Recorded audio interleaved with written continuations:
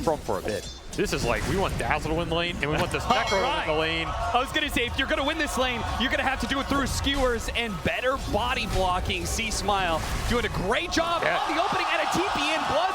Okay, bye-bye, Quinn. EG will take the first blood. You're supposed to win this lane, Quinn. You already got a second opportunity with the reverse polarity. Instead, Avalanche going to try and cover them here as they retreat, but the rotation from Matthew will net them the kill first on the ace before he falls. So 1 for 1. But 2 out of the 3. Sure. So Matthew's rotation is super important for EG here, particularly. And combining it, toss back with the poison is going to be a big problem. They toss him back into the creeps. A big heal bit. It's not quite enough damage to burst down this Stream Protector because now they can make a rebuttal here. Slow down Ace before he gets away too deep into the trees and kill him.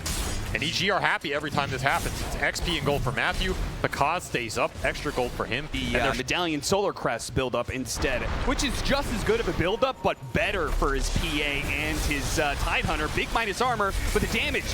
This tri-lane is dangerous, man. If you get a toss back, you're being pushed into a Dazzle with an advantage, and he's going to be able to run you down, not just 1, but perhaps 2. Pakazs does get away only because of the fact that, the poison damage. He does have the stick, though. He can't help C-Smile out nearly as much. I mean, there's no helping this matchup. It is not a helpable matchup. And they're going to catch him with tOfu. They're going to make sure he dies. And that not only, they get the kill, but now onto that big Magnus. Panda, who's sticking around a little bit too long, does get spotted. He'll be the victim instead of a Reaper's Sight. He goes down, and Quinn gets his first stack of the game. It's not going to be able to get Power Rune, of course. Dyrachyo cut over to see if he can get the C-Smile kill, and he looks like he may just have him. Time dilation slows him down a bit.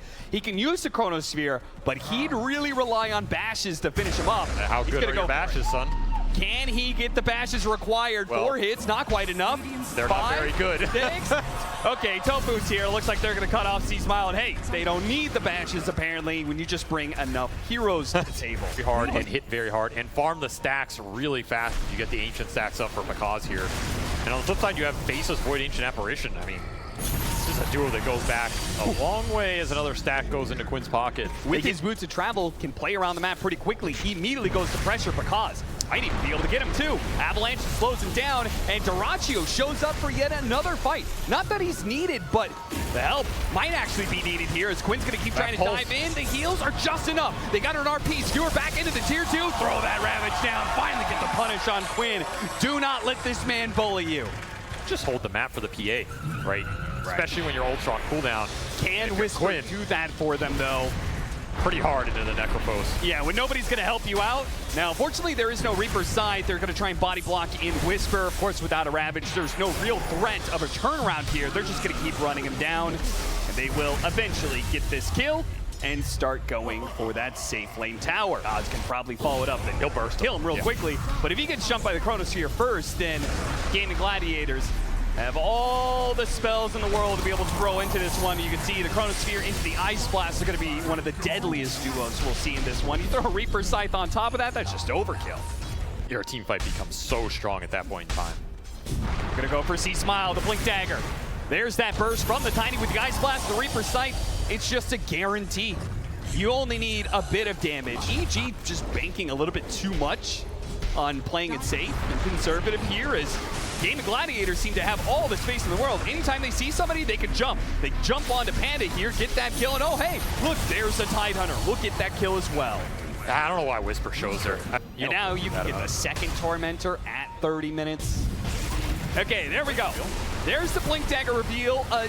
Jump back onto tOfu doesn't feel very good at all. Dyrachyo gets a pretty decent time dilation. Overgrowth is going to be put to work here. Reaper's Sight doesn't quite finish him off, but they should have the damage as Evil Geniuses really don't seem to have a whole lot going on here. Pakazs tries to jump in, pops his BKB, immediately trying to go for Seleri. This is just not working for EG. They're throwing a lot of spells, and not a lot of heroes are taking damage on the side of Gaimin Gladiators. It is all easily being undone by the Dazzle heals.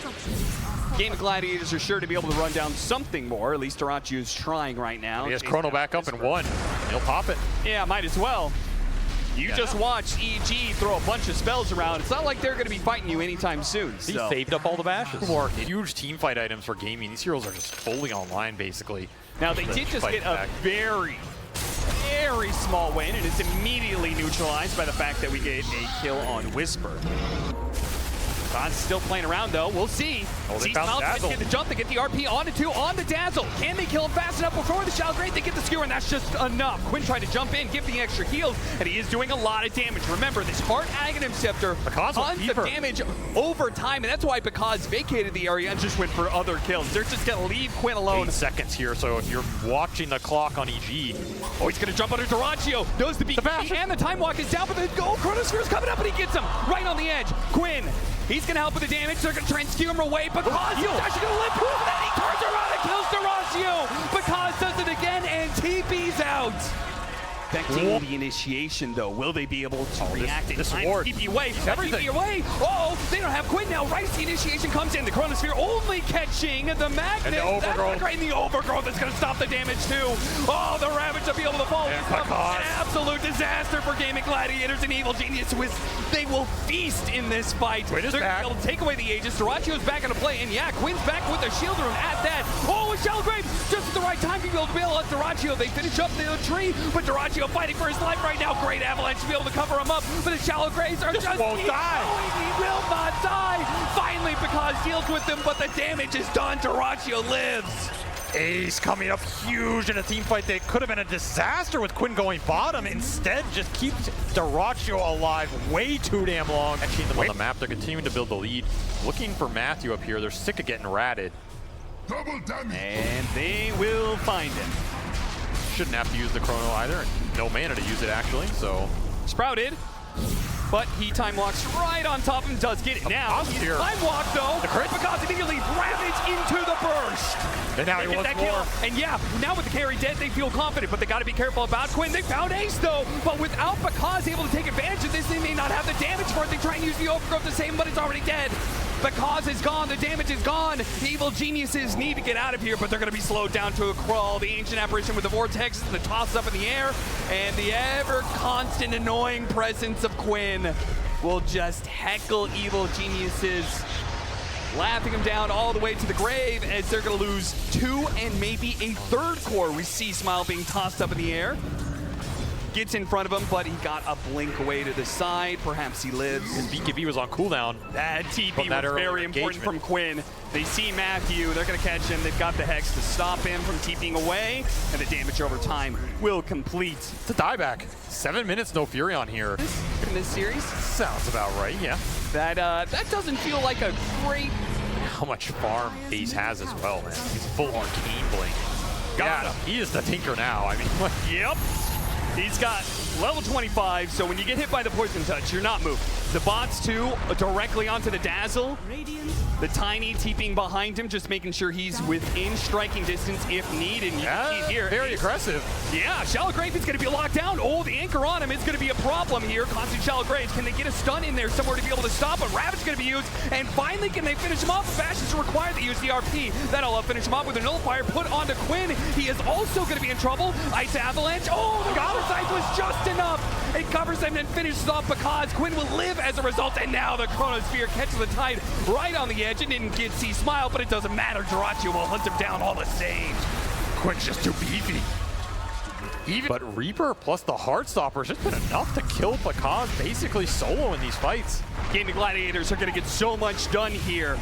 They do need to because they use some buybacks for that fight, but with an extra kill on the Panda makes things a whole lot easier. Once they get through this tier 3 tower, they might get caught on their way getting out of the base with this Megas. 5 seconds for the PA. You have no RP, no Ravage. You got that toss up in the air. See Smile not able to get the initiation he wanted. Has the BKB skewer out of it. That's not good for EG. They needed a good skewer away to be able to make this fight work. And now it's Gaimin Gladiators. Seemingly in the clear. Panda tries to jump in, hoping to be able to catch Ace. Doesn't quite get him. They're looking for Ace, but they want him so badly. Matthew's even teleporting in aggressively to find him, but Ace is already gone. He's out of there. Nobody can follow him in. And Evil Geniuses, they'll surely have to give this one up. And in fact, they may even because the Reaper Sights are going to be used with the Ice Blast coming in. The toss up in the air, and that is enough. Another buyback available for sure, but the Megas are in, and Gaimin Gladiators are going to force as much out of you as possible. A skewer going to be used. Dyrachyo into the fountain. Okay, Man, just doesn't put care. that Aegis to use, I guess. Because he can get Grave forever. Oh, he's going to Chronosphere him, stopping the fountain damage, and there he goes. He gets both of those kills. Buyback's going to be used, but that's it. GG are going to call Gaimin Gladiators. No 60-minute game here. They will take the advantage, and they will bury you in the dirt with it. Ah, what a rough way to go out if you're EG. Pakazs buyback on a Phantom Assassin after the game has already been called.